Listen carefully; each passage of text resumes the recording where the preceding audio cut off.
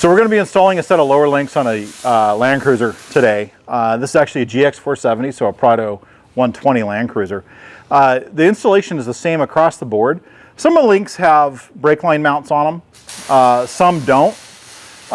So if you have brake line mounts, you'll be part of the installation, but otherwise where the bolts go and how they go on and how you deal with the axle potentially moving, it's all the same. So we're going to start off with the truck already off the ground. We got the tires off the vehicle. Most people kind of know how to do that. And we're going to go ahead and start. Now you don't have to do this on a lift. We're doing it on a lift. We are a commercial shop, so we have that. But otherwise it can be done on the ground with a set of floor jacks, and you just get going. The key thing to remember as you do these is do one side at a time. Don't take both links off at once. Take one off, replace it. Then you're going to go to the other side, take that one off, replace it. So we're going to take the brake line mount off the link. And that's just a nice, simple 12 millimeter head bolt. It's going to come right off. This is going to be loose now that it's off. Next, we're going to go ahead and start taking the link itself off the truck, and we're going to release the back first, and then we'll release the front.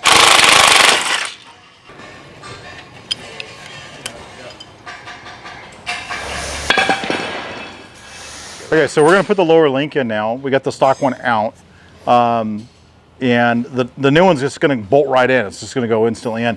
We're going to put the bolt in the front first, and then we'll go ahead and raise the link up, and we'll do the one in the rear. And you may find your axle has moved back slightly. That's fine. It's not a problem.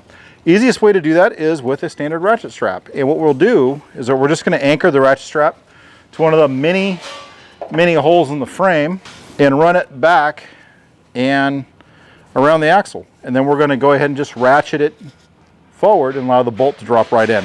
It's really easy to do. So in the back, right on the side here, there's a nice little hole that Toyota gave us for ratchet strap use.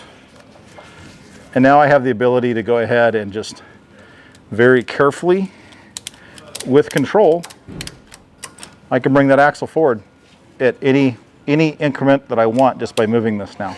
Okay, so we're going to go ahead and assemble the links. Now I'm using the box that the links came in. I just unrolled the box, and that's going to give me a clean work surface to work on, because we're going to be putting grease into the bushings and installing the other parts. So let's go ahead and start off.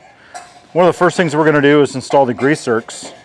The little grease zerks go right into the top part of the bushing shells. They just go right in there, and nice little 8 millimeter gear wrench. I'm putting them in. You could use a socket wrench, is fine. There we go. So once the grease zerks are in, the next thing we're going to do is go ahead and install the bushings. Now, one of the biggest mistakes that people make anytime that there's bushings involved in off-road, be it upper control arms or lower control arms, is they install them dry, thinking that the grease zerks are there for adding grease. And that's incorrect. The grease zerks are there just for maintenance. They're not there for adding grease and getting these things going. So when you're first assembling these, you're going to want to go ahead and just glove up, grab your zerks. You're going to use a grease appropriate to your area. Standard Moly wheel bearing grease is perfectly fine. Now here in the Pacific Northwest, we have a very high water content, so I'm going to use a lithium grease, and this is known as a general purpose Japanese vehicle grease, which is the red lithium grease, very common. So I'm just going to take the red lithium grease, and we're just going to very liberally grease these suckers up. And you just make a mess. I mean, go for it. We want these things to be greased up as much as possible and not have any chance of being a dry bushing. So we're going to go ahead and just keep greasing these suckers up. I'm going to do all 4 of them and have them ready to go. And then including the center sleeves. Here are the center sleeves, and I'm going to grease those up too. Now, when you install them, yeah, they're going to get grease on their own as they're getting installed. But by doing it this way, we're making sure that we have maximum grease on everything that we possibly can. And it's much easier to wipe grease away when you're done than it is to try to add it, wishing that you had put more in to begin with. So now we can go ahead and get these assembled. Assembled.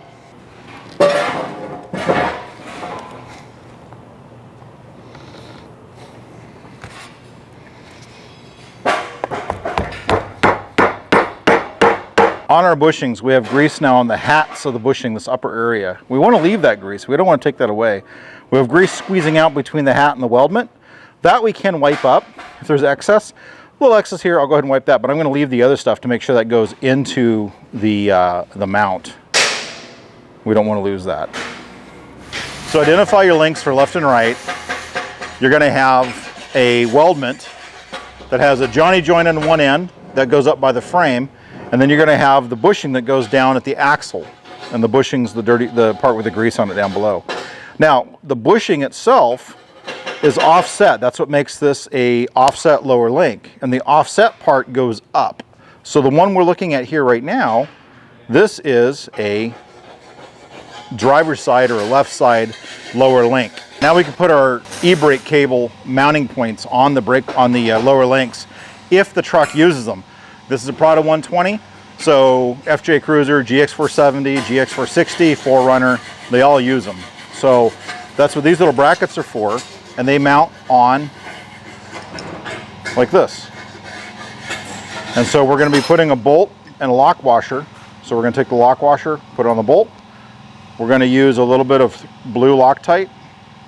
Now the blue Loctite is going to give us two things. Number one, it's going to be giving us, I'm going to do the other bolt at the same time.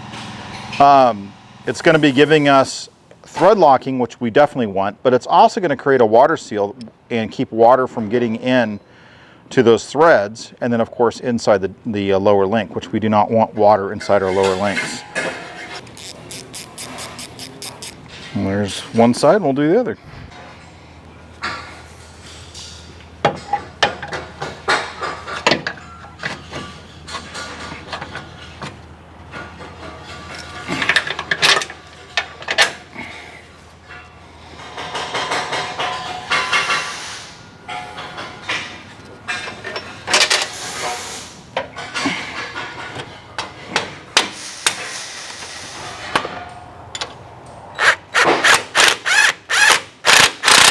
All right, then lastly, we're going to come along and put the brake line, the e-brake line tab on.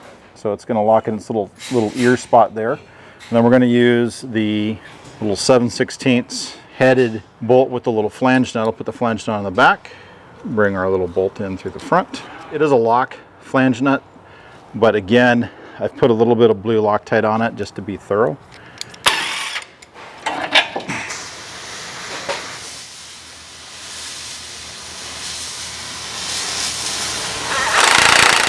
So one thing also, if you like the videos we have, make sure you click like and subscribe to our channel. Also, put a comment down below. Let us know what you think, feedback, questions that you have. Comments are great. The algorithms love the comments, so we do appreciate it. Makes a difference. All right, so now we got both sides taken care of. They're on. We're going to use a rag, and we're going to come back, and we're just going to wipe the excess grease that's on there off. And keep in mind that grease, extra grease inside there is not a bad thing when it comes to suspension components. So we're just cleaning off both sides. That's just what's hanging down, and what's on the inside there is perfectly fine to live inside. And then lastly, we're going to take a torque wrench set to 95 foot-pounds, and we're going to go ahead and set the torque on the nut so we know that it's set correctly. So we're just going to come in here and we're good. I'm going to do the other side. So we're set. That's it. Completed. We got it on.